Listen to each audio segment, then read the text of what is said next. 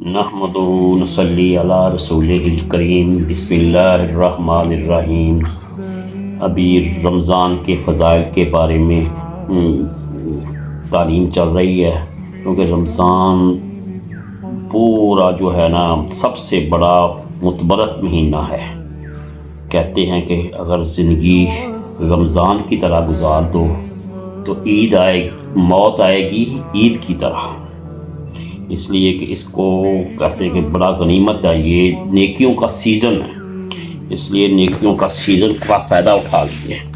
بسم اللہ الرحمن الرحیم۔ کعب بن عجرہ کہتے ہیں کہ ایک مرتبہ نبی کریم صلی اللہ علیہ وآلہ وسلم نے ارشاد فرمایا کہ ممبر کے قریب ہو جاؤ۔ ہم لوگ حاضر ہو گئے۔ جب حضور اکرم صلی اللہ علیہ وآلہ وسلم نے ممبر کے پہلے درجہ پر قدم رکھا تو فرمایا کہ آمین، جب دوسرے پر قدم رکھا تو پھر فرمایا آمین، جب تیسرے پر قدم رکھا تو پھر فرمایا آمین۔ جب آپ کا خطبہ سے فارغ ہو کر نیچے اترے تو ہم نے عرض کیا کہ ہم نے آج آپ سے ممبر پر چڑھتے ہوئے ایسی بات سنی ہے جو پہلے کبھی نہیں سنی تھی۔ آپ نے ارشاد فرمایا اس وقت جبرائیل علیہ السلام میرے سامنے آئے تھے۔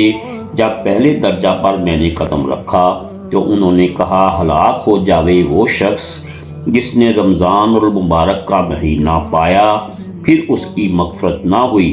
میں نے کہا آمین۔ پھر جب دوسرے درجہ پر چڑھا تو انہوں نے کہا ہلاک ہو جاوے وہ شخص جس کے سامنے آپ کا مبارک ذکر ہو اور وہ درود نہ بھیجے۔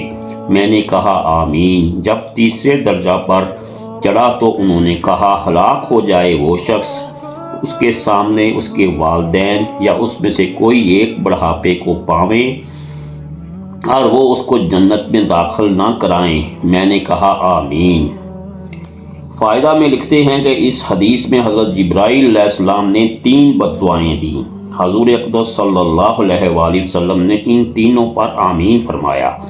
اول تو حضرت جبرائیل علیہ السلام جیسے مقرب فرشتے کی بد دعا ہی کیا کم تھی، پھر حضور اقدس صلی اللہ علیہ وآلہ وسلم کے آمین نے تو جتنی سخت بد دعا بنا دی وہ ظاہر ہے۔ اللہ ہی اپنے فضل سے ہم لوگوں کو ان تینوں چیزوں سے بچنے کی توفیق عطا فرماویں، ان برائیوں سے محفوظ رکھیں، ورنہ ہلاکت میں کیا تردد۔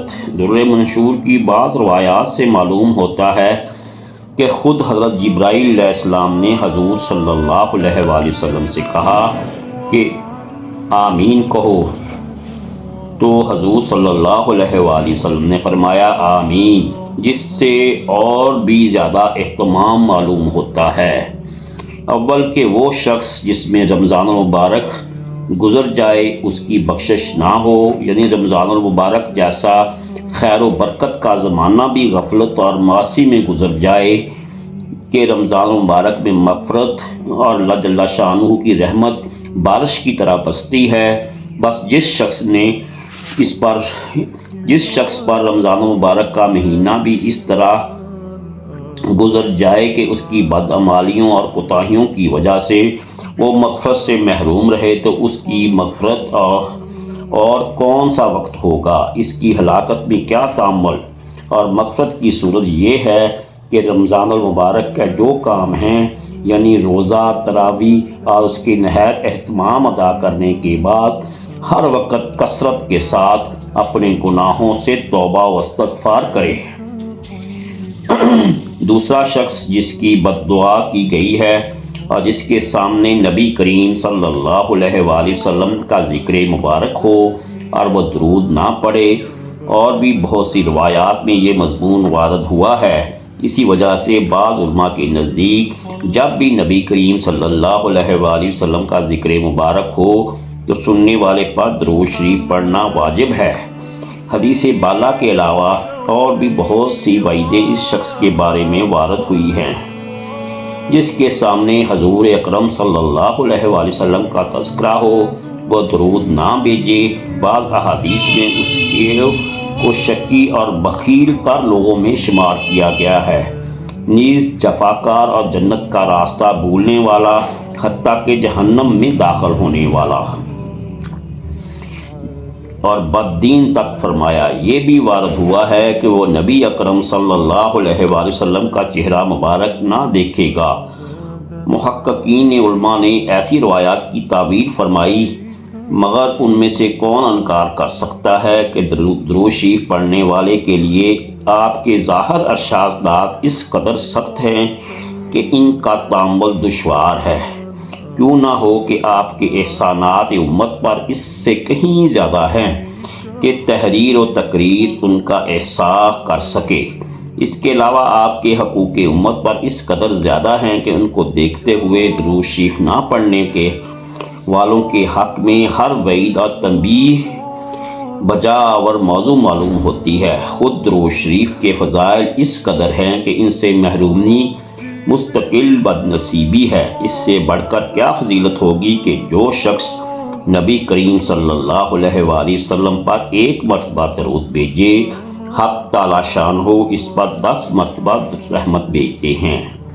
نیز ملائکہ کا اس کے لیے دعا کرنا، گناہوں کا معاف ہونا، درجات کا بلند ہونا، احد پہاڑ کے برابر ثواب ملنا، شفاعت کا اس کے لیے واجب ہونا وغیرہ وغیرہ۔ مزید برآں نیز کہ اللہ جل جلالہ کی رضا، اس کی رحمت، اس کے غصہ سے امان، قیامت کے ہول سے نجات، مرنے سے قبل جنت میں اپنے ٹھکانے کا دیکھ لینا وغیرہ بہت سے وعدے درود شریف کے خاص مقداروں پر مقرر ہیں۔ اس کے علاوہ درود شریف سے تنگی معیشت، فقر دور ہو جاتا ہے، اللہ اور اس کے رسول کی دربار میں تقرب نصیب ہوتا ہے، دشمنوں پر مدد نصیب ہوتی ہے اور قلب کے نفاق اور زنگ سے صفائی ہوتی ہے، لوگوں کو اس سے محبت ہوتی ہے۔ بہت سی بشارتیں جو درود شریف کی کثرت پر احادیث میں وارد ہوئی ہیں، فقہاء نے اس کی تصریح کی ہے کہ ایک مرتبہ عمر بھر درود شریف کا پڑھنا عملاً فرض ہے۔ اس پر علماء مذہب کا اتفاق ہے، البتہ اس اختلاف ہے کہ جب نبی کریم صلی اللہ علیہ وآلہ وسلم کا ذکر مبارک ہو، ہر مرتبہ درود شریف پڑھنا واجب ہے یا نہیں۔ بعض علماء کے نزدیک ہر مرتبہ درود شریف پڑھنا واجب ہے اور دوسرے بعض کے نزدیک مستحب ہے۔ ایک حدیث جو ذہن میں آئی جس کا مفہوم ہے کہ حضور اکرم صلی اللہ علیہ وآلہ وسلم کے ارشاد کا مفہوم ہے کہ اللہ پاک کے پاس ایک اتنا بڑا فرشتہ ہے کہ جب کوئی شخص درود شریف پڑھتا ہے تو کہتے ہیں کہ اس کو وہ نہ ایک نور کے سمندر میں جو اللہ پاک کے عرش کے نیچے ہے اس میں وہ ڈبکی لگاتا ہے۔ وہ فرشتہ اتنا بڑا ہے کہ اس کے پاؤں تحت و سراح کے ساتھ لگے ہوئے ہیں اور سر جو ہے نا عرش معلیٰ کے ساتھ لگا ہوا ہے۔ کہتے کہ اس کے جو 2 پر ہیں نا وہ ساری مشرق اور مغرب کو ڈھانپ لیتے ہیں، اور جب وہ ڈبکی لگاتا ہے تو اس کے جسم پر اتنے بال ہیں، اتنے لوئیں ہیں کہ ہر لوئیں ایک مخلوق جو جتنی بھی دنیا میں کائنات میں جتنے بھی ہے ان کو جو ہے نا ان کے تعداد کے برابر اس کے لوئیں ہیں، اور جب وہ ڈبکی لگا کر باہر نکلتا ہے تو پھر وہ اپنے آپ کو جاڑتا ہے۔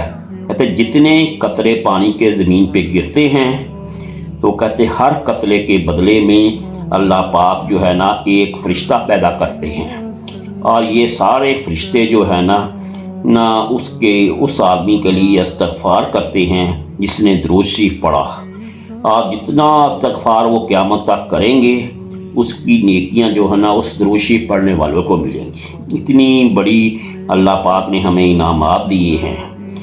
تیسرا وہ شخص جس کو یہ بوڑھے والدین میں سے دونوں یا ایک موجود ہو، ان کی قدر و خدمت نہ کرے جس کی وجہ سے وہ جنت کا مستحق ہو جائے۔